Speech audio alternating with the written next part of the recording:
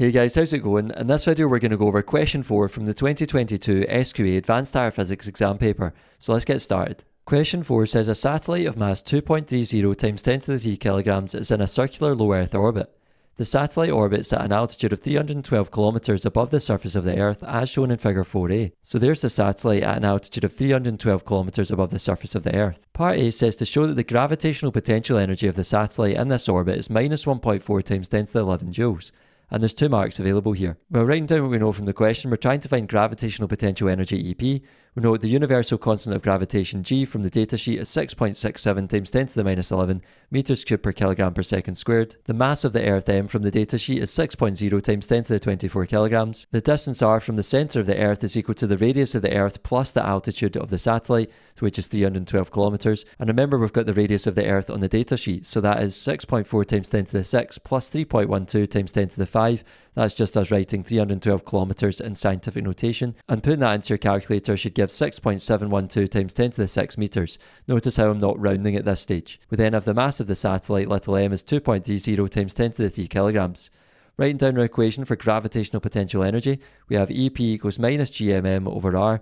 Substituting in the numbers gives minus 6.67 times 10 to the minus 11 times 6.0 times 10 to the 24 times 2.30 times 10 to the 3 divided by 6.712 times 10 to the 6, and putting all of that into your calculator should give you an answer of minus 1.4 times 10 to the 11 joules. Part B says the satellite has an orbital period of 90.7 minutes. Determine the speed of the satellite in this orbit, and there's 3 marks available here. Well, writing down what we know from the question, we're trying to find the linear speed v. We know the orbital period t is 90.7 minutes, which we need to convert into seconds, so that's the same as 90.7 times 60, which doing in your calculator should give you 5,442 seconds. We then have our distance r of the satellite from the centre of the Earth, which is 6.712 times 10 to the 6 meters, where this was the value found in part A. We can then write down some equations here, so we have v equals r omega, which relates linear velocity, distance r, and the angular velocity omega. And we also know from the relationship sheet that omega is equal to 2 pi over t.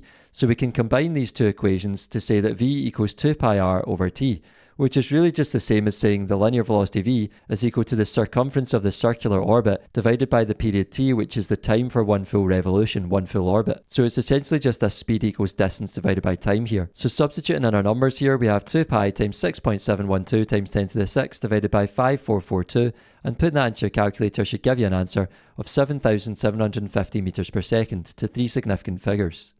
Part C says determine the total energy of the satellite in this orbit, and there's 3 marks available. Well, there are several ways to do this, but I'd say that the easiest way is probably to start with the expression the total energy equals kinetic energy plus gravitational potential energy, and then we can sub in expressions for EK and our answer for EP that we found in part A. So we have the EK is equal to a half mv squared. Remember, that's the kinetic energy equation from Nat 5 and higher. And we can add that on to the gravitational potential energy we calculated in part A, which was minus 1.4 times 10 to the 11. So substituting in our numbers now for the mass of the satellite and the linear velocity v that we just found in part B, we have a half times 2.30 times 10 to the 3 times 7,750 squared plus minus 1.4 times 10 to the 11. And putting that into your calculator should give you an answer of minus 7.1 times 10 to the 10 joules. Part D says suggest why a satellite in a low altitude orbit will lose energy at a greater rate than a similar satellite in a high altitude orbit, and there's 1 mark available. Well, we could say that low altitude orbit satellites experience greater drag or friction from the atmosphere than high altitude orbit satellites. Lastly, part E says the gravitational fields of the Earth and the Moon create 5 Lagrangian points. A Lagrangian point is a position near 2 large bodies in orbit around each other where a smaller object such as a satellite will remain in a fixed position relative to both orbiting bodies. The distance r from the centre of the Moon to one of the Lagrangian points can be calculated using the relationship lowercase r cubed equals capital R cubed times m2 over 3m1, where r is the mean radius of the Moon's orbit, m1 is the mass of the Earth, and m2 is the mass of the Moon. Calculate the distance r from the centre of the Moon to this Lagrangian point, and there's 2 marks available here. So writing down what we know from the question, we're trying to find little r. We have that capital R is the mean radius of the Moon's orbit, which is 3.84 times 10 to the 8 meters from the datasheet. So I can show you that here where we've got the datasheet from the 2022 exam. So this is our mean radius of the Moon orbit, which is 3.84 times 10 to the 8 meters. We have that m1 is the mass of the Earth, so that's 6.0 times 10 to the 24 kilograms, also from the datasheet. And lastly, m2 is the mass of the Moon, which is 7.3 times 10 to the 22 kilograms. And I can just show you the datasheet again. So here's the mass of the Earth and the mass of the Moon.